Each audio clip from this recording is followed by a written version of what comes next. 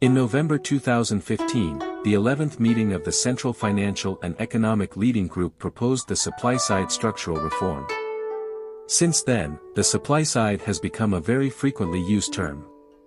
In December 2015, after the Central Economic Work Conference set the tone, the supply-side structural reform focusing on reducing overcapacity, inventory, leverage, cost reduction and short board filling officially kicked off.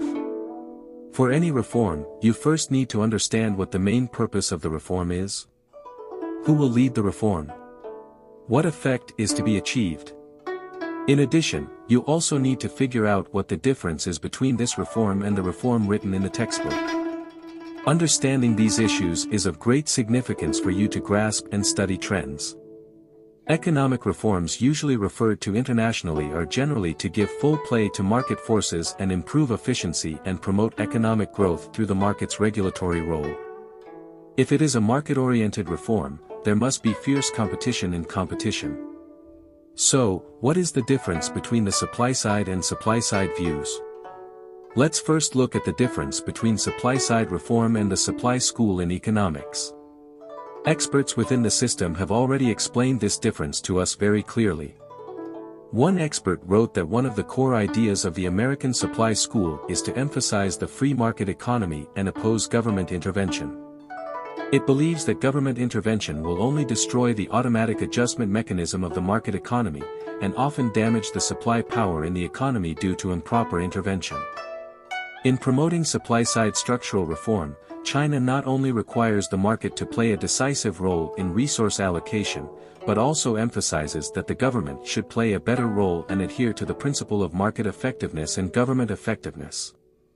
Therefore, supply-side structural reform cannot be separated from the cooperation of demand management, and the stabilizer role of demand management should be fully utilized to avoid a short-term rapid decline in economic growth, intensify various contradictions and potential risks, and avoid increasing the difficulty and cost of reform.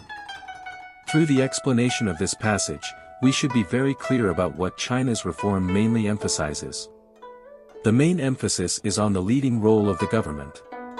Economic activities under the leadership of the government are often more efficient. Take the former Soviet Union and the United States for example. No matter what kind of major project the former Soviet Union took on, it would respond to the call and get things done as soon as it was said. When the project was completed, the United States might still be discussing it, not yet reaching an agreement, and still arguing. Of course, everything has its pros and cons. The West is inefficient, but it also has the advantage of being inefficient, that is, in the process of debate, many problems can be exposed in advance, discovered in advance, and prevented and corrected in advance. By comparison, we know that China's supply-side reform must be more efficient, more powerful, and of course more effective, or the effect will be more significant. Pay attention, this is a factor that is crucial to the trend, and it can let us know how big its influence is. No matter what kind of reform, whoever takes the lead will benefit. 2015 was a transition period in China.